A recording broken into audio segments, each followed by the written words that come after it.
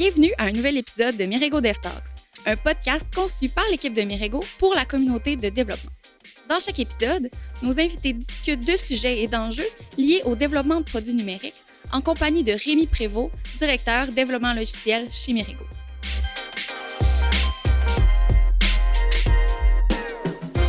Chez Mirego, on bâtit des produits web depuis plus de 15 ans. Au fil des années, on est passé à travers plusieurs évolutions de manière de faire du CSS. Donc, CSS sémantique, Sass, Less, Bootstrap, CSS NGS, puis maintenant Tailwind. Ça fait quelques années qu'on a fait de Tailwind notre choix favori pour du CSS. Puis, je me dis que c'est un bon moment pour prendre un pas de recul puis réfléchir sur comment est-ce qu'on en est arrivé là, nos apprentissages, autant positifs que négatifs, et le futur de tout ça. Je reçois aujourd'hui 2 power users de Tailwind chez Mirego, Simon Prévost, Randy Savroy. Bonjour, monsieur. Salut. Salut. Je recommence toujours chaque épisode en me disant comment on en est arrivé là, c'est quoi un peu l'évolution de tout ça, là, sans tomber dans le Tailwind présentement, qui est le sujet aujourd'hui. L'historique un peu de comment on fait du CSS dans le développement web moderne. En fait, moderne et pas moderne. C'est quoi notre évolution chez Mirego? Comment est-ce que, tantôt j'ai nommé quelques keywords, c'est quoi notre évolution de ça chez Mirego? Simon, ça fait un peu plus longtemps que tu es là chez Mirego. Ouais, ben c'est sûr que l'évolution du CSS, ça n'a pas tant été, je pense, comme on utilise, mettons, des frameworks, puis on a comme les tendances, qu'est-ce qui est populaire. On dirait que le CSS, c'est comme... on ne s'est jamais vraiment normalisé là-dessus. Là. Ça a été un peu toujours le Far West, un peu dans les projets, dépendamment des préférences, mais tu sais, on a quand même suivi assez CSS, classe super générique, après ça, plus BEM, nomenclature, c'est tiré, studié, underscore, c'est compliqué. Après ça, il y a eu des projets peut-être un peu plus panneau d'admin, Bootstrap, même des sites web avec Bootstrap customisés, puis là, jusqu'à arriver à Tailwind. Puis à travers ça, ben, là, c'est l'utilisation, mais c'est des technos comme Sass, comme des preprocessors. C'est vrai, que j'ai comme un peu tout mêlé, là, comme comment écrire du CSS, genre comme une philosophie versus vraiment du tooling, là, genre de CSS NGS, de style component, emotion, tout ça, c'est comme, là, maintenant, c'est plus comment écrire des classes, dans le fond. Là. C'est vraiment targeter les éléments. Parce que, tu sais, le CSS, on était quand même dépendant de l'asset pipeline, des tools qu'on utilisait. Tu sais, mettons Rails qui vient avec l'asset pipeline, tu importes des fichiers CSS, puis tu fais ton CSS comme ça. Ah, c'est built-in avec Less. Je me souviens pas si c'était ça, mais... Avec Rails, ça, ouais. Rails ou c'était Sass ou je sais pas trop quoi, là. Un preprocessor, puis c'est comme, on utilise ça. Puis on se pose pas trop de questions parce que, tu sais, oui, c'est du code, mais c'est pas de la business logic. Fait que, tu sais, on fait juste écrire du CSS comme c'était l'outil nous le permettait. Là, fait que mais j'avoue que même le point mettons des frameworks est bon parce que la communauté aussi, on est beaucoup là-dedans aussi chez Mirego, de dire si on va utiliser tel framework de développement, par défaut, le tooling qui vient avec, c'est ça. Parce qu'on ne sera pas l'électron de dire OK, on va faire comme contre 99% de la communauté. Fait que là, tu vas avoir du support, tu vas avoir de la doc, tu vas t'installes des librairies, des plugins. Dès que t'as un problème, c'est... T'as un problème. Puis c'est comme, nous, on est comme... on l'a déjà fait avec Rails, puis pas parler de CSS, mais tu sais, c'est Rails avec Active Record, puis mettons PostgreSQL. T'avais du Sinatra avec un ORM qui est Data Mapper ou qui est SQL, SEQL, avec tel autre... Puis là, tu fais juste, dans le fond, t'acheter des problèmes ou comme... Tu tripes un peu sur ta stack, mais tu es tout seul au monde à avoir cette stack-là. Mais c'était moins fragmenté aussi, peut-être, avant. Là. En tout cas, moi, mon impression, c'était ça. Je pense qu'on était assez early à jumper dans un Bootstrap, c'est cool, là, dans mon cas, en fait. Là. J'ai fait comme, ça c'est cool. Là. Tu peux le customiser. T'as pas t'as des components de base qui sont accessibles, que t'as des noms de classes déjà définis. T'as pas à refaire un bouton, c'est quoi. Mais là, t'avais quand même des trucs qui étaient plus difficiles à faire quand c'était du layout complexe. Puis le Bootstrap, c'était comme, non, là, je ferai pas mon site avec Bootstrap parce que, anyway, 99% c'est des components custom. Fait que, je prendrai pas Bootstrap. Ça va me nuire plus que ça va m'aider. C'est ça. Ce que ça nous a amené au final à Tailwind. Comment on est arrivé à Tailwind? Qu'est-ce qui a fait qu'on a landé sur Tailwind? Beaucoup de débats, j'ai l'impression. Pendant un bout à l'interne, c'était comme dès qu'on parlait de Tailwind, on savait que ça allait partir des threads à pu finir sur Slack. Puis, mais c'est ça, je pense qu'on l'a utilisé dans différents projets. Puis plus ça avançait, plus on voyait que ça marchait bien. Puis c'est ça, les positifs sont restés, les points qu'on trouvait un peu moins positifs, on a comme trouvé un peu comment vivre avec ou contourner le problème. Puis Tailwind aussi a évolué un peu au travers des années. Fait que j'ai l'impression que c'est ça. C'est en l'essayant, puis il y a de plus en plus de monde qui l'ont essayé puis qui l'ont aimé. Qui l'adoptent, puis là, tout le monde devient un peu advocate de ça. C'est intéressant sans qu'on tombe dans mettons, le paradigme de qu'est-ce que Tailwind amène comme manière de penser, mais c'est un peu différent de mettons, du CSS/NJS ou de même BEM, ça reste, j'écris des classes, je target des éléments et je leur donne, la notion de CSS, c'est un peu ça, là, c'est comme classifier mes éléments puis leur donner des propriétés avec des choses, mais j'ai l'impression que en tout cas, moi, mettons, ma première impression de Tailwind, le premier réflexe de le monde, c'est ça n'a pas de bon sens.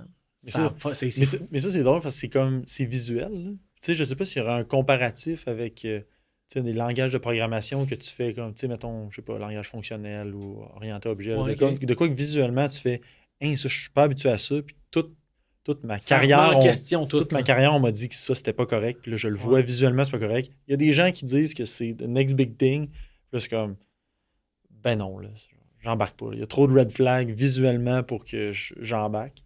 On dirait que c'est ça qui faisait que, justement, comme tu dis, à chaque fois qu'on le mentionnait, c'était comme des traits de ben non, ça marche pas. C'est tellement polarisant. Là. Mais c'est vrai, mais c'est fou de dire que genre c'est utilisé par des dizaines, des centaines de milliers de personnes. C'est comme super populaire, mais c'est vrai qu'au premier abord, c'est comme what the hell?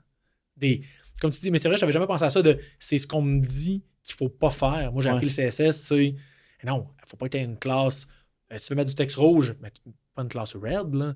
C'est genre text, important text, puis là, color red, là, mais mélange jamais les noms de classe puis les styles, alors que Tailwind est basé là-dessus. Comme autant que quand tu vois du markup dans tes components React, que tu fais comme là, tu mélanges le markup avec la business logic. Ah, ok, intéressant. C'est comme non, il faut t'extraire le template absolument parce que là, t'es separation of concern puis clean code. Ouais, non, sur la mais c'est vrai, ça. On cherche un parallèle, c'est vrai. De JSX aussi, c'était ça. C'était quand j'ai mon bio. C'est ça, mettons, le modèle MVC. Là. Je vais chercher mon data, comment je le présente, comment c'est rendu après ça visuellement. Puis là, React, merge dans tout ça ensemble. Fait que là, premier réflexe, c'est de dire, c'est pas maintenant. Ouais, c'est ça. C'est-tu ça avec Tailwind? Je pense que oui, puis même plus que ça, que Tailwind ramenait un peu la partie qui était vraiment, tu veux éviter, c'est de mettre directement juste des balises style un peu partout avec juste ton style pur. Puis là, Tailwind, c'est pas ça, mais en même temps, tu lis le code, puis c'est un peu ça aussi. Tu oui, rendu là, c'est une balise style avec un... C'est juste que c'est des classes. Style-moi ça comme ça. Ouais. Mais c'est ça, fait que c'est sûr qu'à première vue, tu vois ça, puis tu te poses des questions. C'est vraiment... je me tire-tu dans le pied en faisant ça ou pas? Puis c'est ça. OK. Ouais. Puis là, si on tombe dans les avantages de Tailwind, c'est quoi selon vous les avantages de Tailwind? Qui, I guess, a fait qu'on a landé là-dessus puis que c'est ça qu'on utilise maintenant? Là? Mais le gros truc pour moi, c'est vraiment la maintenabilité à long terme. Là. C'est, dans le fond, un coup que tu embarques dans Tailwind, tu as ton thème que tu définis au début, puis ça te génère des classes. Puis là, ces classes-là, il n'y a pas de confusion à savoir est-ce que à quel niveau d'encapsulation ils vont exister. Est-ce que ça va être quelque chose de vraiment précis, quelque chose de vraiment large? C'est tout défini pour toi. Puis c'est ça, quelqu'un d'autre qui embarque dans le projet qui n'a jamais vu ton code, il est capable de suivre, il est capable de savoir comment ça a été fait, comment ça a évolué, puis de continuer dans la même lignée sans que ça fasse un peu du code spaghetti. Fait que moi, c'est un des gros trucs qui a fait comme cette techno-là, pour moi, j'ai l'impression que ça va marcher dans les projets un peu plus gros. Là. Fait que... Oui, puis on le voit comme justement la maintenabilité, là, des gros projets de ne pas avoir à garder en tête quand tu rajoutes une feature de OK, je vais créer mon markup, là, je vais mettre mon nom de classe, puis là, c'est un peu ça. Là, ça arrivait souvent dans nos débats qu'on avait ça. Moi, j'aime mieux avoir un nom de classe d'1 kilomètre de long que de l'appeler Content Wrapper, Meta Information User, Avatar. Là, c'est comme, OK, c'est aussi meaningless. Mais là, en plus, il faut que je garde dans ma tête le mapping de ça puis de l'amener dans une sheet CSS à part.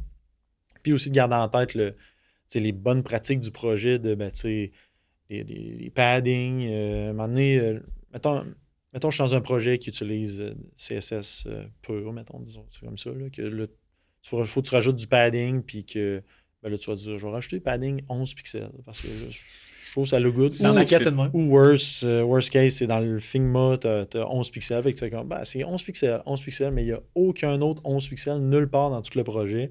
Ouais. Là, tu viens juste de rajouter de quoi qui fait juste pas de sens dans le style. Il n'y a pas des variables pour ça, mettons. Tu pourrais faire des variables CSS, des variables SAS ou à ce temps maintenant des variables CSS partout. Là, de dire, mon padding unit, c'est tout le temps 10 pixels. C'est un peu ça que Bootstrap fait aussi, là, d'avoir un spacing medium, spacing large. Jamais d'avoir à mettre des valeurs arbitraires. C'est ça, oui, exact. Mais c'est un peu facile, un peu trop facile de dire ben là, c'est vraiment 11 pixels, j'ai besoin là. Moi, je vais tricher un peu. Tailwind amène un peu une structure, un cadre autour de tout ton template, puis ça fait en sorte que ton 11 pixels ne fit pas, ben là, tu te poses la question, est-ce que je devrais rajouter quelque chose dans mon thème qui fait que ça va fitter, ou est-ce que c'est vraiment un cas spécifique, puis là, je trouve une autre manière de le faire. Fait que j'ai l'impression qu'il y a ça aussi, là, que ça amène...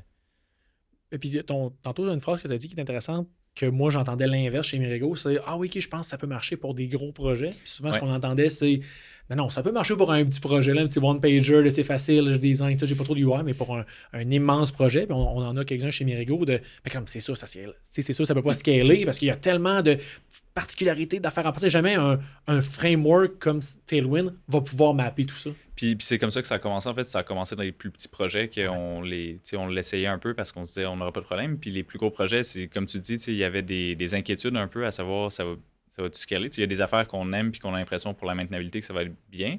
Puis d'un autre côté, il y avait, c'est comme ce que tu disais plus tôt, que tu lis ça, puis tu vois des noms de classes qui sont vraiment longues, qui est un des trucs avec Tailwind que tu te promènes dans les fichiers puis tu vois des trucs d'1 kilomètre de long, c'est comme, c'est vraiment ça du bon code? Puis c'était ça un peu qui étaient les inquiétudes quand on embarquait dans les plus gros projets avec ça. Puis c'est ça, comme je disais, ça, on a fini par trouver des solutions autour de ça. Puis tout le côté qui était plus, qu'on appréciait déjà au départ, ben là, on a pu en profiter là, dans des projets qui, justement, qui évoluent pendant plus longtemps puis qui ont un code base un peu plus gros. Parce que, là, on n'est plus tant dans les avantages, plus en discussion, mais est-ce que un des concerns qu'on entendait aussi souvent au début chez Mirego, c'est de dire, OK, non, il faut que la maquette, il faut que le Figma, le visuel, c'est pas Figma dans ce temps-là, mais tu sais, est-ce que le visuel doit être Tailwind ready, là? C'est-tu une fallacie de penser ça, ou c'est un peu comme Bootstrap de dire, si la personne qui a fait la maquette avait pas Tailwind dans la tête, je pars avec 2 prises, mettons, là. Ouais, c'est quand même des critiques quand tu checkes sur Internet, c'est que les critiques de Tailwind, c'est que par défaut, ton site, mettons tu n'as pas de design, le problème à l'envers. Mettons que tu prends par défaut, c'est vrai que ton site va être Tailwindy. Parce qu'il y a des valeurs par défaut. Il y a des valeurs par défaut qui sont Tailwind, mais c'est faux de dire. C'est drôle d'avoir le commentaire de c'est comme si tu mettais des styles inline, puis l'autre, c'est dans le fond, il faut que tu te conformes à Tailwind. Dans le fond, c'est. Ouais, c'est. Pas se conformer, mais dans le sens, ça va-tu. J'utilise-tu pas Tailwind comme il faut? Si au final, les valeurs. Tu sais, pourquoi ça vient avec des valeurs par défaut si au final, je vais toutes devoir les overrider? Mais c'est correct d'avoir les overrider au final. Ouais, le thème. Le thème, non seulement c'est correct, mais je pense que tu veux l'overrider. Si les valeurs par défaut, c'est le fun pour du prototypage, ou si tu n'as pas vraiment, comme tu dis, tu n'as pas de design en tête, tu veux juste essayer des choses. Mais si tu as des maquettes, tout ça, tu vas vouloir avoir un thème qui est vraiment adapté, autant pour les couleurs, le spacing, tout ce qui est vraiment le design language de ton projet, tu vas vouloir que ça fasse partie du thème Tailwind. Mais moi, je pense que ce qu'on entendait comme critique, c'est la maquette, elle n'a pas été faite pour mapper un thème Tailwind from it. Là. Ouais. Mais c'est vrai que par défaut, ça marche. En tout cas, ça marche tellement bien que tu n'es pas tant porté à aller modifier le thème si tu n'es pas habitué, puis si en plus tu n'aimes pas le tool. Mettons que tu fais ça, tu fais comme je vais me débrouiller, là, tu vas être capable juste avec les trucs built-in de faire des choses, mais le résultat le résultat sera pas Tailwind, le code que tu vas produire. C'est pas vraiment des 11 pixels de padding, tu peux le mettre là. Tu peux en mettre crochet 11 pixels puis that's it. Exact. Ou tu peux aller modifier le thème pour dire je rajoute P-My Custom Padding. Plus mais c'est pas vraiment de même, il faut que tu le fasses. Il y a un apprentissage à faire pour c'est quoi faire un bon thème aussi. Là. OK. ce qu'on n'avait pas comme question à se poser quand tu fais du SaaS avec des styles BEM. En fait, tu avais d'autres questions à te poser. C'est quoi le nom de ma classe de mon component qu'il faut que je trouve un nom significatif? Ouais, c'est ça. Fait qu'il y a d'autres questions à se poser. Mais après ça, une fois que je suis dedans, là, mes curly braces sont ouvertes. Ouais. Qu'est-ce que je mets là-dedans? Là, je me pose plus de questions. C'est comment tu craftes ton thème Tailwind, ça va être un peu ça. C'est ça, en fait, la base de ton design system. Fait que c'est ce qui fait que ça va être le fun de collaborer. C'est ce qui fait que tu vas avoir quelqu'un qui va rentrer qui va dire hey, il faut que je fasse de quoi de custom. Ah oui, ok, voici comment le faire, comment bien le faire. Et tu sais, c'est vraiment ça qui est un bon thème Tailwind. C'est quelque chose qui va être customisé, mais bien customisé. Dans les avantages, autres avantages, tu sais, je lisais aussi faire des components scopés, justement. Là, de fait que, tu sais, tantôt tu l'as dit un peu, Randy, là, de faire que les styles se ramassent pas un peu partout. Je sais pas comment dire ça. Là, le contexte, tu es dans ton component, tu es en train de le styler, ben, tu n'es pas en train de styler les autres éléments à côté. C'est comme, tu as un avantage, ça, de ne pas avoir de side effect dans le fond de tes styles. Oui, ben oui, c'est 100%. Les trucs, les CSS Atomic, ça? Oui, de Brad Frost, là, ouais. Ouais, tu sais, il y a eu quand même plusieurs frameworks avant Tailwind. Ouais, ok. Oui, c'est vrai. Qui faisaient ça, là, Tachinon, tout de même. Ouais, ok. Takeon, puis Atom, en tout cas, il y en a. Ouais, ok. Il y en avait pas Tailwind qui a inventé ça non plus, là. Non. Okay. C'est pas Tailwind qui a inventé ça. Mais oui, dans les avantages, c'est ça. Là. Dans les avantages, c'est voyons, c'est quoi tu venais de dire? Que tu peux cibler, OK, cet élément-là, voici son style. Les side effects, puis moi, ce que j'avais en tête, c'est le fait de ne pas rajouter des styles plus que tu rajoutes de components. Dans le sens que, si, mettons, là, tu te mets à rajouter des feuilles de style qui sont, mettons, génériques, puis là, tu as un bouton je rajoute un bouton je rajoute une variant green, disable, puis là, je fais ça, mais que finalement, j'ai plus de bouton vert, ben que je l'enlève dans mon HTML, puis que finalement, dans mon CSS, il reste. Ça fait que tu accumules du parce qu'il n'y a pas de vrai lien entre les deux. C'était ça un peu CSS in JS, c'était ça un peu l'avantage. La promesse de ça. La promesse de ça, c'est que tu utilises ton CSS dans le JS, et quand tu t'enlèves le JS, le CSS part avec. Fait que ça fait que si t'es Facebook, puis que tu as 1000 teams qui composent des components, ça fait pas que la feuille de style grossit linéairement avec les components. Ou pour pallier à ça aussi, mettons pour du CSS+, de base, c'était du tree shaking ou de faire un gros outil qui analyse, OK, ben, comme non, on va utiliser notre outil au runtime, dans le fond, on va faire en sorte que lui, il va être aware de je suis un component, mes styles sont là, mais là, en fait, avec Tailwind, mes styles sont vraiment dedans. Ouais. J'enlève mon component, je détruis les styles avec. Ouais, exact. OK. Les critiques de Tailwind, je vais que ça vous entendez. Là, on en a parlé un peu tantôt, là, mais tu sais, moi, mettons, un concern que j'avais, c'est le côté accessibilité, markup sémantique, de dire plus, I guess que c'est pas une Tailwind non plus qui nous force à faire ça, mais c'est facile de ne pas utiliser, mettons, du markup sémantique, là, ben, on va mettre des divs partout, puis de vraiment moins carry sur les éléments que tu utilises, puis qu'est-ce que vous pensez de cette critique-là? Oui, c'est une bonne... dans le fond, c'est une bonne critique valide. C'est une critique valide. C'est vrai que à mettre de l'emphase sur tous tes styles sont dans tes classes atomiques de CSS. C'est vrai qu'il est rendu là. C'est pas important au niveau visuel que si c'est un H3, un H4 ou un EM strong, peu importe. Fait que oui, mais il y a quand même un Tailwind pre-flight là, qui est comme un genre de reset CSS là, qui fait que ça ajuste les styles partout pour la même chose, pour tous les browsers, pour tous un reset. Là. Ouais. Puis, mais c'est ça. Ça fait quand même que effectivement qu'il y a moins d'emphase. Il n'y a pas d'emphase sur les types d'éléments, les tags que tu utilises. Puis oui, tu parlais d'accessibilité. C'est un autre. C'est là où en fait on va vraiment. On veut avoir cette information sémantique-là pour aider les screen readers. Il y a du monde qui s'en sert de ça. Là. C'est ça, c'est important. Puis après ça, avec Tailwind, ben là, il faut trouver d'autres manières de le faire. Il y a d'autres librairies qui existent que tu peux ramener qui vont t'aider un peu à faire ça. Là. Entre autres, il y a Headless UI qui en est une qui justement te donne des components qui sont un peu faits pour fonctionner avec Tailwind, pas nécessairement, mais ça a été pensé... c'est une lib JavaScript, une lib front-end. C'est une lib qui a été faite par la même gang que Tailwind. Okay. Fait que c'est vraiment... ça va vraiment bien ensemble. Puis ça ramène un peu justement là, la partie sémantique là, pour s'assurer que ton screen reader va bien réagir à ce qui se passe à l'écran. Mettons un drop-down, que là, tu commences à taper avec le clavier. Ah, OK, non, ils ont pensé à ce comportement-là. Exact, ou même un dialogue qui apparaît que pour être sûr que si tu fais tab, ça va pas te sortir de la dialogue, puis là, tu sais plus trop t'es rendu où. Okay. Fait que, ouais. OK. Parfait. Après ça... non, mais tu sais, puis moi, mettons, on parle de maintenabilité, puis moi, mettons, ce que j'aimais bien dans du CSS, justement, des propriétés, là, une propriété par ligne, vraiment, là, qui est vraiment une classe, puis à quoi ma classe ressemble, c'est, mettons, d'ordonner en ordre alphabétique les propriétés. Le Tailwind, c'est-tu juste...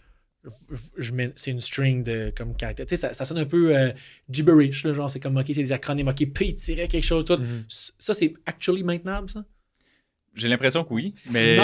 Non, c'est pas vrai, nice. Non, mais ça sonne j'ai l'impression que, j'ai l'impression que oui, en tout cas, mais il faut que tu t'arranges pour que ce soit maintenable. Il faut que tu fasses que tu t'installes soit des plugins ou des trucs dans ton éditeur pour, par exemple, trier tes classes. Pour que ça existe, là. Formatting, linting, puis tout là. Formatting, il y a aussi toute la partie de comment tu sépares, puis là, c'est plus tant dans le CSS, mais plus comment tu sépares tes components. Mettons, tu es dans du React, ben là, si tu as des components qui sont purement UI, ben, tu vas vouloir qu'ils soient séparés du reste de ton app, puis c'est plus eux qui vont avoir des longues classes CSS complexes. Puis le reste de ton app n'aura pas trop ce problème-là d'avoir des méga classes à pu finir que c'est vraiment pour styler ailleurs dans ton app, ça va plus être des affaires spécifiques à où est-ce que tu es. Là, okay. Fait que j'ai l'impression que oui, il y a moyen de faire des erreurs comme avec n'importe quelle technologie. C'est juste qu'il faut connaître ces pitfalls-là un peu avant d'embarquer. Là. Okay. Puis en termes de tooling, là, on parle de formatting, linting. Est-ce qu'il y a justement des outils de dev pour me dire OK, maintenant, tu essaies de mettre la classe PW3-4, genre comme avant au runtime, au build time, y a-tu moyen de genre justement détecter que ça n'existe pas? C'est un style qui n'existe pas? Que c'est un style qui ça n'existe pas, je sais pas. Non, parce que tu peux, I guess, en créer au runtime, c'est comme. Mais c'est pas, tu vas avoir l'inverse. Tu vas pouvoir avoir quelque chose qui dit tous les styles qui existent, avoir ton autocomplete, avoir. Fait que tout ça va super bien marcher. Après ça, que ça dit les. Mais tu as du linting qui fait que si tu as deux classes qui s'annulent, ça te resist. Mais que, mais ça c'est hidden, puis ça c'est block. C'est comme, ben là, tu es en train de mettre display à la même place, puis il va te resist. Comme un linter CSS tu mettrais display 2 points none, puis display 2 points block. Ouais, clairement, tu aurais une erreur de styling qui dit ça. Ouais. C'est un plugin styling? C'est-tu styling qui analyse ça ou non? Là, c'est comme. Non, c'est pas post CSS. Là. Plus styling, ça existe plus. Dans ces projets-là. OK, parfait. Ouais, puis là, autre critique, ma dernière critique, c'est un peu l'effritement de l'expertise CSS. Là, tu sais, puis là, I guess qu'il y avait ça aussi quand, mettons, React est devenu populaire, tu sais, justement, le HTML, tu sais, comme faire des applications. Est-ce que les gens maintenant, quelqu'un qui commence aujourd'hui avec Tailwind, je ne connais pas CSS, je peux commencer à faire du Tailwind, puis c'est comme mon expertise, c'est Tailwind, après ça, OK, je tombe dans un vieux projet qui serait à SAS, là, hop là, je comprends plus rien. Peut-être tant mieux d'avoir une expertise SAS. Ben pour du legacy. Puis je comprends, c'est la perte, dans le fond. Mais c'est pas mauvais, ça? C'est encore mauvais? Ben oui, c'est épouvantable. Oui, c'est épouvantable. À part nester puis mettre des globales quelque chose. Mais c'est vrai que SAS vient avec plein de features fou, là, genre que tu peux nester, puis là, ta feuille de style est plus large que longue. Ouais. Mais puis maintenant, on a comme décidé d'arrêter ça. Comme, non, il faut arrêter de faire du nesting parce que c'est pas maintenant. Mais turns out, le langage, il est bâti pour te donner ça, mais turns out, tu l'utilises pas parce qu'il y a des problèmes de maintenabilité. Mais y a-t-il des affaires avec Tailwind qu'on n'utilise pas, qui cache... S'il y a des trucs que Tailwind cache, c'est des bonnes pratiques. Il ne cache pas des bonnes pratiques, c'est juste pour faire des bonnes pratiques. J'ai pas d'exemple qui me viennent, mais il y a des propriétés CSS qu'on ne connaît pas, que sont appliquées, sont mieux appliquées avec Tailwind. Ah oui, OK. J'avais mettons, si tu dis genre, pas none, mais mettons genre juste de cacher un élément, mais il va-tu mettre genre display ou mettons visually hidden, puis tu sais, un peu comme avec Bootstrap. Non, c'est quand même un pour un. Là, une classe, c'est une propriété. Une propriété CSS. Oui, c'est un pour un. Ouais, pas tout le temps. Souvent, mais pas tout le temps. Genre? Mettons, tu peux avoir inset 0 qui va setter ton top, bottom, left, right. Puis là, qui expand. C'est ça. C'est vrai. Fait que puis il y en a plusieurs, là, des fonctions utilitaires de même que c'est vraiment juste pour rendre ça un peu plus concis puis un peu plus facile à lire, justement. Ça contrebalance un peu le fait que tu as une classe qui est un class name qui est vraiment très long dans ton code. Là, fait que ça l'aide un peu. Mais en termes de connaissances CSS, c'est rendu fou. Là, mettons, si tu écris du CSS pur avec des properties, puis c'est malade. Là. Il n'y a personne qui fait ça que je connais, là, qui utilise des puristes en 2024. Que tu peux faire avec avec les API de Houdini CSS, là, que tu peux déclarer des propriétés custom pour les animer avec différents units. En tout cas, c'est vraiment poussé. Fait que, je pense les gens qui font ça, c'est les gens qui bâtissent Tailwind ou qui bâtissent des librairies, qui leverage ça un peu. Plus ça que... Oui. Mais tu sais, il y a de la façon de composer du CSS avec les propriétés qui est vraiment cool. Mais effectivement, si tu utilises 100% Tailwind, tu perds un peu ce knowledge-là de comprendre vraiment ce que ça fait. Parce que c'est une abstraction. Si le nouveau feature CSS qui est développé, c'est enfin supporté des browsers, je vais attendre que Tailwind me le donne. C'est sûr. Parce que mettons que tu as un plugin de Container Query, là, que tu as des Media Query qui est la largeur de ton écran, mais tu as des Container Query qui sont la largeur de ton élément dans l'espace. Là. Fait que dans le fond, ça... parfait. Je vais mettre le plugin de Tailwind. Je vais mettre sur mon parent add container. Puis ça flag comme si c'était mon container. Puis après ça, en dessous, je mets md. C'est quand que le container va être.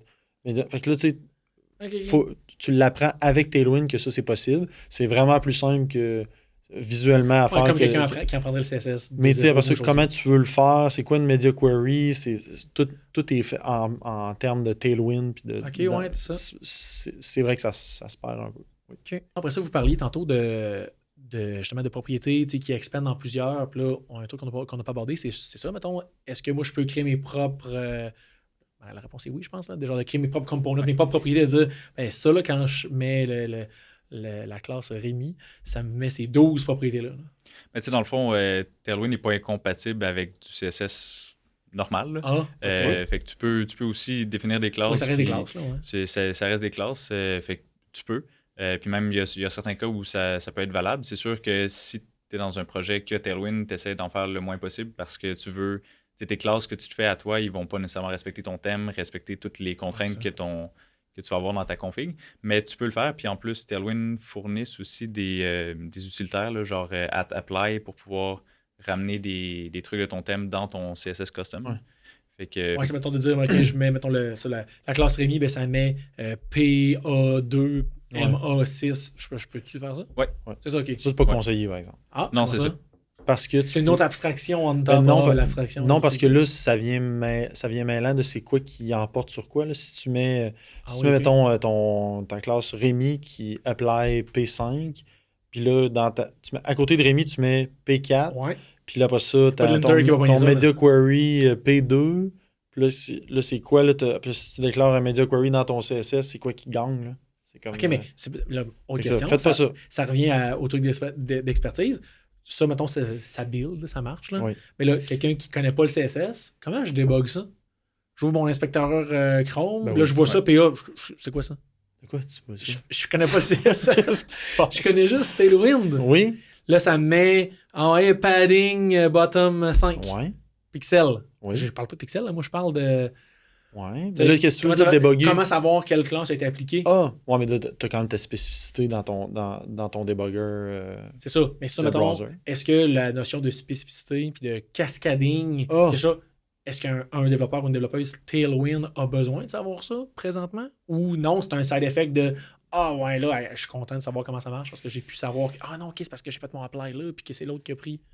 Non, effectivement. Vu qu'il n'y a pas de side effect, tu n'as pas le côté cascade, moins que je me trompe. Là, alors que dans le browser, il est là. C'est comme, il existe ce côté-là, cascade. Sauf que si tu es rendu à débugger à ce niveau-là, c'est là quelqu'un qui a... puis vous l'avez les deux, c'est genre le knowledge CSS, au moins là, tu t'en sers. C'est ça. Là, mettons que je veux faire des noms de classe, puis je veux utiliser mon thème, puis là, je te dis de ne pas utiliser apply. Tu peux quand même utiliser les valeurs de ton thème, vu que Tailwind, dans le fond, 3, là. Tailwind 3, c'est un plugin PostCSS. Ça utilise PostCSS. C'est que il donne des fonctions aussi. Il y a la fonction thème que dedans tu passes thème colors.500. Ouais. Puis là, ça, colors.500, quand ça build, ça process, ben ça output le bon thème. Fait que c'est de même que tu peux utiliser tes valeurs de ton thème dans, mettons, ton component de calendar qui, lui, a déjà des classes buildées. Fait que là, tu peux dire, ben mon calendar-d-arrow left, ben ça, tu ne mets pas apply P5, tu mets padding, theme, spacing, .5. Mais yet, si à côté de cette classe-là, tu mets P5, tu vas te ramasser à pouvoir l'overlay. Ouais, Parce que dans le fond, les deux travaillent sur la propriété CSS padding. Ouais, c'est ça. Mais là, ça, c'est plus pour styler des éléments que tu ne contrôles pas le DOM. Fait que tu peux pas rajouter P5 dessus. Ah, je comprends. OK. Puis, oui, je me fais de prendre en note tantôt. Tantôt, tu as dit la phrase pas beaucoup de monde qui font du CSS, puis I guess même du JS aujourd'hui, du TypeScript, sans process de build ou de tooling et tout. Puis il y en a un mouvement, là, mettons, le DHH de Rails, c'est le no-build. Là. Comment est-ce que tu penses quoi de ça? Là? De pas, aujourd'hui, là, faire du CSS puis du JavaScript, du développement web front-end sans build process. Parce que Tailwind, c'est ça au final. C'est quand même un gros build process qui va analyser tes classes. OK, finalement, il ne mettra pas. Si tu ne l'es jamais P2 ou PA2, il te le bundlera pas avec. Il y a quand même en fait, maintenant, c'est même l'inverse. Il génère les classes que tu as besoin autant du build. Il n'enlève pas. Il fait juste dire OK, il y a ces 800 classes-là, je mets ces 800 classes-là. Ouais. OK. Fait quoi, no build. No build. No thanks. non, c'est bon, c'est catchy. C'est bon. Mais non, non, moi, c'est comme. C'est comme, j'en ai un projet interne chez Mirego que j'utilise. Accent, oui.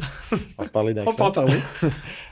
Que j'utilise, moi, que c'est moi qui ai fait, que je maintiens depuis 2015, que c'est ça, c'est des classes, c'est des milliers de components, Ember.js, puis c'est BEM, puis c'est des components que c'est des fichiers CSS qui sont, après ça, il y a un suffixe qui est mis à la classe pour pas qu'elle s'override, puis tout ça, mais c'est épouvantable.